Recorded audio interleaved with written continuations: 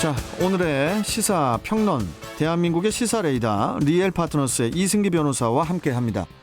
자, 이승기 변호사님 안녕하세요. 예, 안녕하세요. 예, 자, 첫 번째 이슈부터 전해주시죠. 예, 첫 번째 이슈는 문 대통령 남북 미중 종정선언 제안입니다.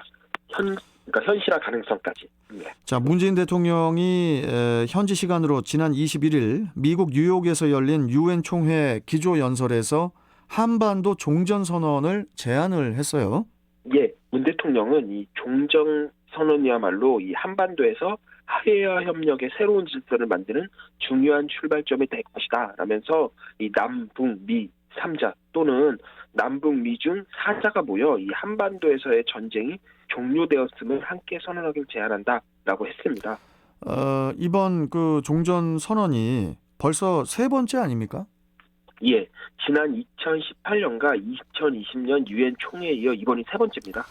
문재인 대통령의 임기가 8개월 정도 남은 상황에서 종전선언 카드를 다시 꺼내든 이유가 뭘까요?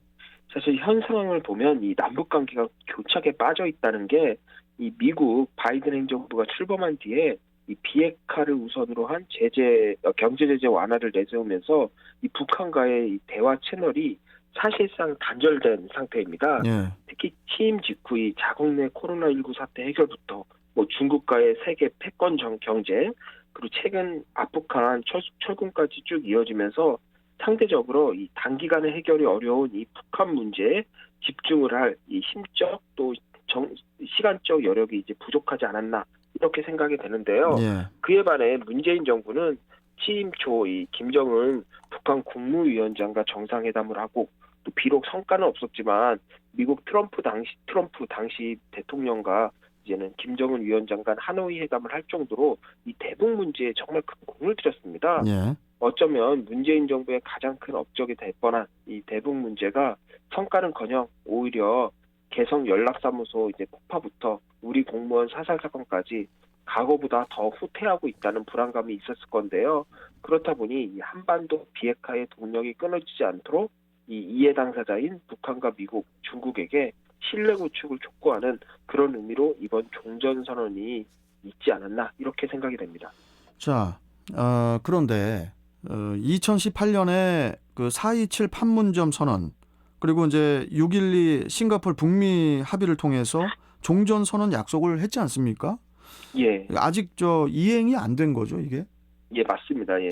2019년 2월 그 하노이 회담이 사실상 노딜로 끝나며 이 종전선언이 이행되지 않은 약속으로만 남은 건데요. 예. 그리고 종전선언에 대해 말씀드리면은 일단 법적 구속력이 없습니다. 그렇죠. 단순히 전쟁이 끝났다는 선언적 의미인데요.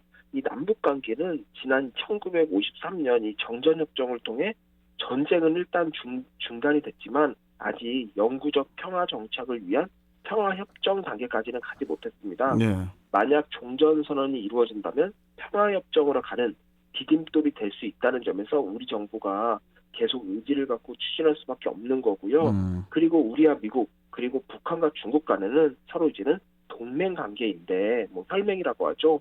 여기에 또 중국과 미국은 지난 1969년 이미 수교를 맺었고요. 우리 역시도 1992년 중국과 수교를 맺었습니다.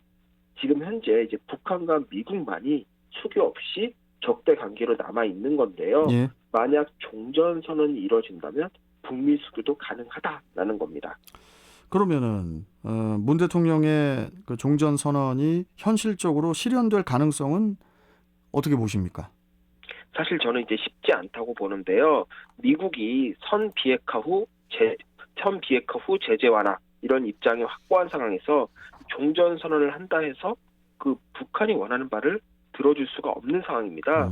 또 아직까지 미국 바이든 행정부가 이 북한에 대한 이제 구체적인 비핵화 로드맵을 제시하지 않고 있고요. 예. 일단 그 부분도 고려가 될 거고요. 또한 그 문 대통령이 이번 연설에서 중국을 종전선언의 당사국으로 언급하며 중국의 외교적 역할을 강조를 했는데 이 미국과 중국 간 갈등이 지금 대단히 심각한 상황입니다. 이런 상황에서 과연 미국이 이를 수용할지도 의문이고요. 그리고 아직 미 바이든 대통령과 중국 시진핑 주석 간의 회담도 성사되지 않은 상황인데 과연 이 한반도 종전선언을 위해 급히 일정을 잡아 두 정상이 만날 가능성이 있냐? 그러면 저는 그 가능성도 매우 낮다고 봅니다. 예. 결국 이번 문 대통령의 종전선언은 미국이나 중국과 어느 정도 뭐 교감을 한 후에 이루어졌다기보다는 임기가 얼마 안 남은 시점에서 이 대북 문제 해결에 미국과 중국이 좀 적극 나서달라라는 선언적 의미가 있고요. 또 하나가 차기 정부에서 이 문재인 정부의 대북 정책을 좀 계승할 수 있도록 이 종전 선언에 이 불씨를 살려두는 측면이 강하지 않나, 저는 이렇게 판단을 합니다. 알겠습니다. 자, 두 번째 이슈 전해주시죠. 예, 두 번째 이슈는 폐업, 원화거래 중단, 가상화폐 거래소 운명의 25일입니다. 자, 이번 주 토요일부터 개정된 특정 금융거래정보법이 시행이 됨에 따라서 부실 가상화폐 거래소는 폐업을 하거나 원화 거래가 안 된다고 하는데, 이게 어떤 내용인지, 그리고 투자자들의 피해를 막기 위해서 어떤 조치를 취해야 되는지 좀 간단하게 설명 좀 해주십시오.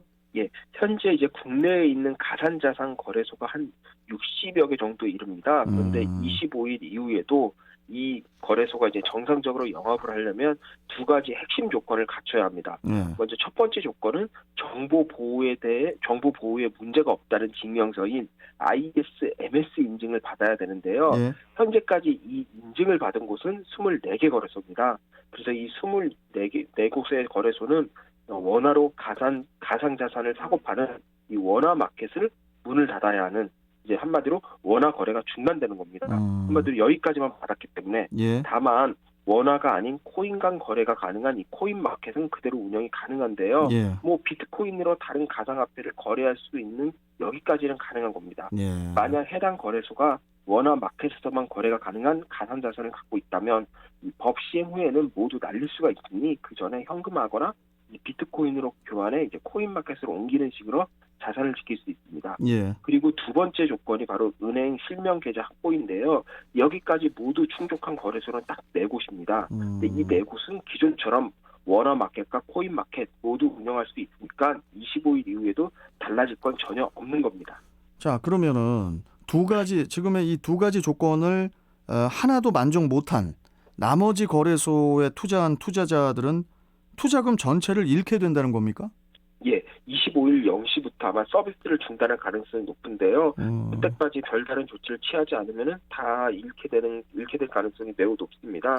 따라서 해당 거래소, 그러니까 두 가지 조건을 하나도 만족 못한 이 해당 거래소를 이용하는 투자자들은 하루빨리 자신의 그 자산을 현금화시키거나 아예 다른 거래소로 자산을 옮겨두는 식으로 대응해야 합니다.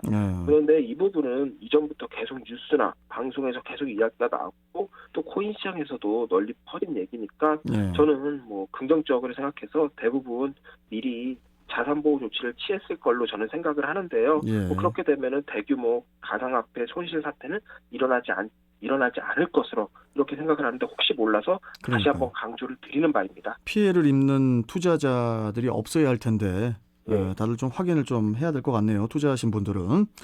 자, 오늘 말씀 여기까지 듣겠습니다. 고맙습니다. 예, 감사합니다. 네. 자, 시사평론가 리엘파트너스의 이승기 변호사와 함께 했습니다.